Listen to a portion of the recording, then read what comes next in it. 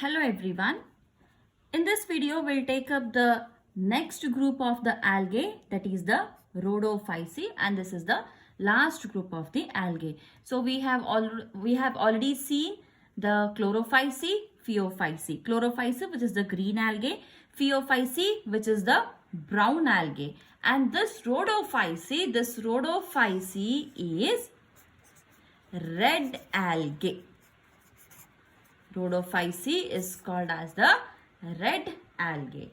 So we'll see what are the characteristics of the red algae. So the pigments, firstly we'll see the pigments only. The pigments which are present in these red algae is chlorophyll A, chlorophyll D. These are the two important photosynthetic pigments present in the RHODOPHYCEAE. However, along with these two pigments, there is one more pigment which is called as R-phycoerythrin. R-phycoerythrin, and this R-phycoerythrin, this is responsible for the red color of the RHODOPHYCEAE. So this characteristic red color is due to the presence of the pigment called as R-phycoerythrin. Then habitat. So habitat, mostly they are in marine habitats, where usually warmer areas will be present. So they will be in the warmer areas. So where are the warmer areas present in the marine habitats? Usually the warmer areas will be deep of the ocean or the surface of the ocean. See, surface of the ocean, because that is exposed to the sunlight, hence that region will be warmer. Other than that, the depth of the ocean where light usually penetrates very less. Okay, so that is one region which is usually warmer. So they occur both at surface where there is more light, and also they appear or they occur in the regions or deeper regions where light is least abundant,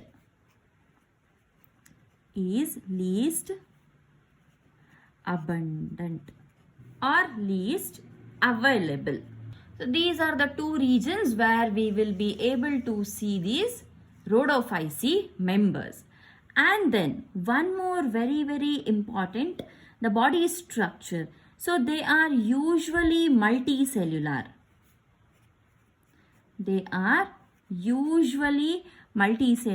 And sometimes they also have complex body structure with the complex body organization or body structure. Then moving on to the cell wall. So cell wall here is again made up of few important components. One among them is cellulose. We have already studied all these characteristics in the phaeophyceae as well as in the chlorophyceae. So there is no much new here. So that is why I'm not stressing much. I'm just going on directly. So if you have not watched my previous videos, just watch the previous videos so you'll have a better understanding of this.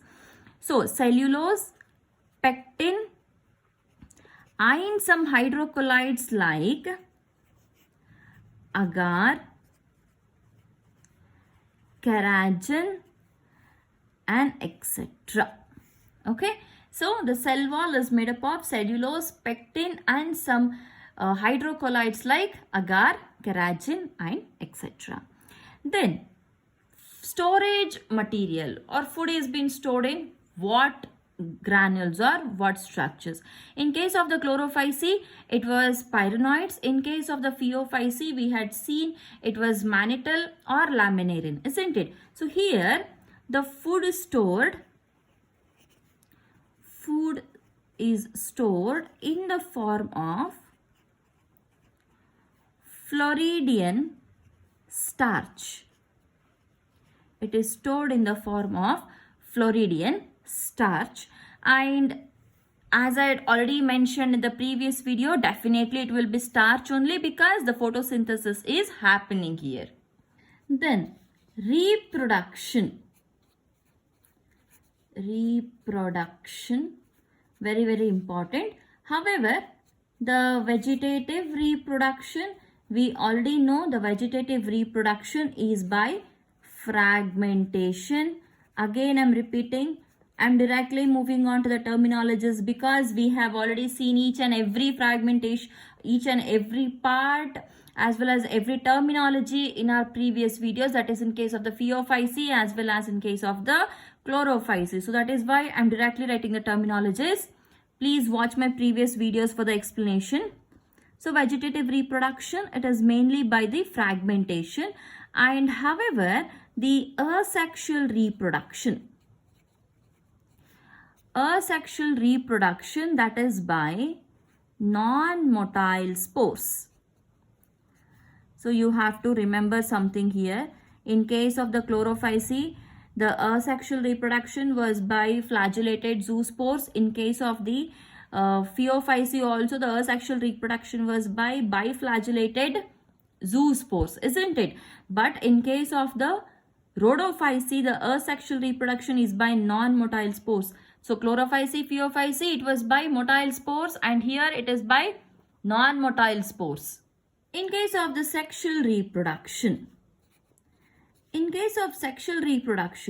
so here it is only oogamous.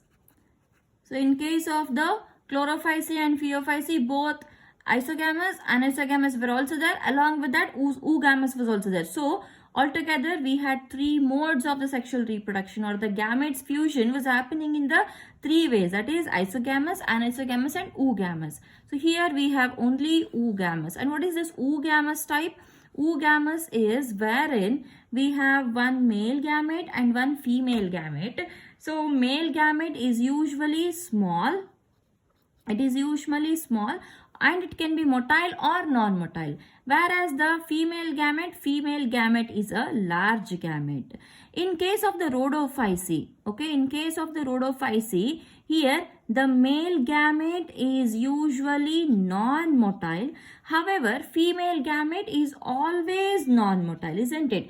So, in case of the oogamous type of sexual reproduction of the RHODOPHYCEAE, the male and female both are non-motile here. However, the male is a small gamete and the female one is a large gamete. Okay, and for the first time from the RHODOPHYCEAE, we get to see some post-fertilization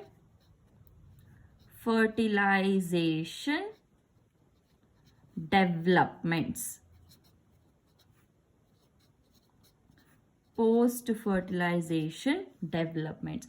For the first time, we get to see the post-fertilization developments in the RHODOPHYCEAE. It starts from the RHODOPHYCEAE. So before this, we don't see the post-fertilization developments actually. So what is post-fertilization developments? That we will see a bit later here. Okay. And then we will see a few examples now. Examples are Polysiphonia, one very, very good and very famous example. Okay, Polysiphonia, and one more is Porphyra. Polysiphonia and Porphyra, these two are very, very, very important examples actually. Apart from that, we also have Gelidium, one example. Gelidium is, again, we have seen it in the economic importance of algae, from where the agar is being extracted, isn't it? So Gelidium is also one good example for the RHODOPHYCEAE members. By this, we complete the three groups of the algae, that is the Chlorophyceae, green algae, Phaeophyceae, brown algae, RHODOPHYCEAE, that is red algae. So next we will move on to the second group of the plant kingdom, that is the bryophytes.